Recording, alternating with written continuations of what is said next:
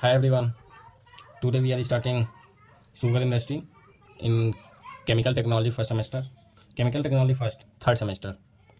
तो आज हम लोग शुगर इंडस्ट्री के मैन्युफैक्चरिंग के बारे में स्टडी करेंगे कि कैसे बनता है, मैन्युफैक्चरिंग होता है शुगर इंडस्ट्री. तो पहले तो शुगर इंडस्ट्री क्या होता है. Sugar industry are considered as one of the largest industry covering all over the world. Sugar industry को माना जाता है, कंसीडर किया जाता है कि एक लार्जेस्ट इंडस्ट्री है covering all over the world. All over the world में लार्जेस्ट इंडस्ट्री माना जाता है. फिर sugar is one of the most pure and highly refined product available in marketplace. Sugar एक one of the most pure and highly refined product available in marketplace में है. It is use as sweetness agent in all kinds of food. Different types of food sweets, इसमें sweetness agent के तौर पे ये use किया जाता है. It is mainly prepared by sugar cane and beet. ये मेनली इसको प्रिपेयर किया जाता है शुगर केन और बीट से. मटेरियल देखते हैं. शुगर केन, इसका फार्मूला होता है C12H22O11. लाइम CaO होता है, इसको बोलते हैं कैल्शियम ऑक्साइड. और phosphoric acid H3PO4. Carbon dioxide SO2, sulphur dioxide SO2 and hot water H2O. ये आपका हो गया रॉ मटेरियल शुगर केन का. शुगर इंडस्ट्री का ये आपका हो गया रॉ मटेरियल. फिर इसके बाद फ्लो शीट के बारे में देखते हैं. इसके शुगर इंडस्ट्री के फ्लो शीट के बारे में देखते हैं. तो आपका ये फ्लो शीट है, देख लीजिए आप लोग. इसके प्रोसेस को अभी हम डिस्क्राइब करते हैं. तो ये आपका फर्स्ट ये होता है एक्सट्रैक्शन पार्ट, ये होता है purification part, concentration and crystallization. 4 process में ये आपका कंप्लीट होता है. फर्स्ट ये हो गया आपका एक्सट्रैक्शन पार्ट, ये जो कि कैसे जूस को एक्सट्रैक्ट करेंगे. फिर इसको हम कैसे ये प्यूरिफिकेशन किए हैं, कैसे किए हैं इसको, कि वो मतलब उसकी कलर को डिस्कलर करने में वाइट कलर कैसे ला, ब्राउन कलर था तो कैसे इसमें. तो ये आपका प्रोसेस में आता है, प्यूरिफिकेशन प्रोसेस कैसे होता है. और ये होता है कंसंट्रेशन और क्रिस्टलाइजेशन. कंसंट्रेट कैसे होता है, मतलब थिक कैसे गाढ़ा कैसे बनाया जाता है. और फिर उसके बाद इवापोरेट करके क्रिस्टलाइजेशन फॉर्म में लाते हैं, क्रिस्टल फॉर्म में, मतलब छोटे छोटे पैलेट्स में कैसे लाते हैं. तो ये आपका प्रोसेस है. पूरा फ्लो शीट आप देख लीजिए. फ्लो शीट ऐसे ही बनेगा. आपको प्रोसेस डिस्क्रिप्शन अभी एक्सप्लेन करते हैं. ये आपका है प्रोसेस डिस्क्रिप्शन. पहला हम आपको बताए थे कि जूस एक्सट्रैक्शन, जूस को कैसे एक्सट्रैक्ट करेंगे. तो इसमें जैसे washed cane are separated by crusher to collect the juice.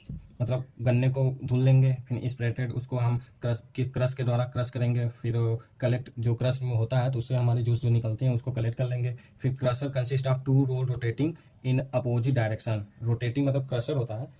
Crusher क्या होता है कि मतलब दो रोल होते हैं, वो अपोजिट डायरेक्शन में मूव करते हैं. तो इसके अंदर वो गन्ने का जो गन्ना डालते हैं तो वो अपोजिट डायरेक्शन की वजह से ये प्रेस होता है, फिर वो जूस एक्सट्रैक्ट होता है. फिर उसके बाद crusher cane be are passes through 3 pressure mill to extract maximum juice. फिर उसके बाद जो वो गोल गोल सा बना था वो आपका था 3 pressure mill in extraction maximum juice. मतलब प्रेशर मिल था जो उसके द्वारा अगर उस गन्ने से जो वो थोड़े बड़े बच्चे होते हैं उस गन्ने में, तो उसको प्रेशर मिल उसको दबाया जाता है. उसके थ्रू अगर निकलते हैं मैक्सिमम थोड़े मोड़े जो बचे रहते हैं वो भी जूस एक्सट्रैक्ट कर लिया जाता है, निकाल लिया जाता है. फिर उसके बाद थोड़े थोड़े भी बच जाते हैं तो water and weak juice is used for maximum extraction. जो वाटर होते हैं और वीक जूस थोड़े थोड़े बच जाते हैं तो उसमें थोड़ा पानी डाल के उसको मैक्सिमम जूस एक्सट्रैक्ट कर लिया जाता है. जो 85 to 95% juice present in the can is extracted. गन्ने में जो 85 to 95% जो शुगर होते हैं उसको हम एक्सट्रैक्ट कर लेते हैं गन्ने से. इसके थ्रू 3 प्रोसेस. पहला क्रशर में डालते हैं, दूसरा आपको प्रेस मिल जो आपने गोले गोले वाला बड़े बड़ा देखे हैं आपने प्रेस मिल. फिर उसके बाद आपको वाटर डाल के थिक लिक्विड बना के, थिक मतलब थिक करके वीक जूस करके आपको निकाला गया है मैक्सिमम. तो ये था आपका जूस एक्सट्रैक्शन प्रोसेस. फिर remaining cellulose material discharge from diffuser and collected to. और जो आपका जो बच जाता है वो खुज्जे टाइप का नहीं बन जाता है गन्ने का. जब पूरा एक्सट्रैक्शन कर लो तो वो अजीब तरह छोटा छोटा बाइट्स में खुज्जे की तरह बन जाता है. तो उसको हम बागाजेज या बाई प्रोडक्ट के यूज में, बाई प्रोडक्ट मतलब कहीं पे और यूज करने के लिए यूज किया जाता है. फिर दूसरा आता है जूस प्यूरिफिकेशन. अब जूस को कैसे प्यूरिफाई करनी. जूस तो एक्सट्रैक्ट कर लिए, अब जूस को कैसे प्यूरिफाई किया जाए. तो the raw juice is dark brown liquid containing about 50% sucrose and small amount of glucose, fructose, vegetables, fat, protein होता है, प्रोटीन etc. मतलब वो जो जूस हमने निकाला था वो देखने में डार्क ब्राउन कलर देखते हैं. जो हम लोग नॉर्मली ये सब पीते हैं जो एक्सट्रैक्ट करके जो जूस निकाल करने का जूस पीते हैं तो वो ब्राउन कलर की दिखती है, डार्क ब्राउन कलर के लिक्विड फॉर्म में दिखता है. फिर उसके बाद the juice is screen. Juice को हम छानते हैं and clarify to remove floating impurities and it's send to defecation tank with agitation where where lime solution is added as coagulant. Lime जैसे फिर उसके बाद छानते हैं हम लोग, फिर उसके बाद हम लोग जो इम्प्योरिटी छोटे छोटे कण होते हैं उसको हम उससे उसके थ्रू छानने के थ्रू निकल जाते हैं। फिर उसके बाद हम डिफिकेशन टैंक में डालते हैं। डिफिकेशन टैंक जैसे ये ऐसे ऐसे बना था, डिफिकेशन टैंक के थ्रू हम उसको देख लेते हैं, डिफिकेशन टैंक में डालते हैं। फिर उसमें लगे होते हैं एजिटेटर। एजिटेशन की मतलब वो एक घुमाने वाला, एजिटेशन के थ्रू हम सॉल्यूशन उसमें डालते हैं लाइम। लाइम जो होता है CaO जो कैल्शियम ऑक्साइड होता है, उसके थ्रू कैल्शियम ऑक्साइड एक उसको हम डालते हैं, उसको बोलते हैं कोआगुलेंट। फिर उसके बाद सेंड करते हैं कार्बोनेटर में, where carbon dioxide is passed and excess carbon dioxide is passed then it's send to carbonator. Carbonator फिर हम लोग सेंड करते हैं, जो कार्बोनेटर बना था उसमें फ्लोशीट में आप देख लीजिएगा, where carbon dioxide is passed and excess of lime is remove as mud.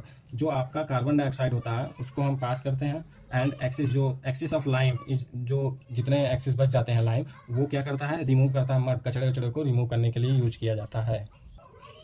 फिर उसके बाद देन कार्बोनेटेड मास इज डीकलराइज्ड। उसके बाद हमारा जो मास होते हैं, जो हमने लिया था शुगर मतलब गन्ने का जूस, वो डीकलराइज होने लगते हैं with bone charred and light brown colour in solution produce.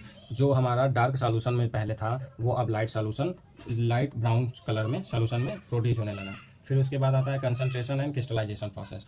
तीसरा आपका आता है कंसंट्रेशन एंड चौथा आता है क्रिस्टलाइजेशन प्रोसेस। कंसंट्रेशन प्रोसेस क्या होता है, जब sugar solution is pass through multiple effect evaporator. Sugar solution जो होता है उसको हम पास करते हैं मल्टीपल इफेक्ट इवापोरेटर में। डिफरेंट टाइप्स ऑफ इवापोरेटर होते हैं, मतलब टाइप्स नहीं, मतलब डिफरेंट, मतलब 2 3 4 5 मल्टीपल इफेक्ट इवापोरेटर लगे होते हैं। हियर जूस इज कंसनट्रेटेड, जिसके थ्रू जूस को हम कंसनट्रेट करते हैं। उसको जब इवापोरेट करते हैं, बॉयल होगा तो जिसमें उसमें वाटर की क्वांटिटी होगी वो रिमूव होगी जब, तो उसके बाद वो लस्टर फॉर्म में आ जाएगा। फिर here juice is concentrated from, पहले था 80 to 85 से वाटर था, तो पहले उसमें जब वो था जूस था तो उसमें 80 to 85% वाटर था, बट कंसनट्रेशन करने मल्टीपल इवापोरेटर में डालने की वजह से 40% H2O to make juice ready by crystallisation. मतलब जो 40% उसमें अभी भी वाटर है, लेकिन ये जूस ऑफ क्रिस्टलाइजेशन प्रोसेस में आ गया, बाई क्रिस्टल फॉर्म में आ गया। Then crystallisation thick liquid, concentrated thick liquid is further boiled in vacuum pan at vapor temperature of 57 degree centigrade. मतलब कंसनट्रेटेड थिक लिक्विड जो होता है उसको हम फर्दर बॉयल करते हैं वैक्यूम पैन में एट वेपर टेम्परेचर ऑफ, उसका जो टेम्परेचर होता है वो 57 डिग्री सेंटीग्रेड होता है। And in cloud of crystal is seen. फिर उसके बाद हम देखने लगते हैं कि क्रिस्टल फॉर्म में ये जूस जो शुगर था वो क्रिस्टल फॉर्म में दिखने लगता है।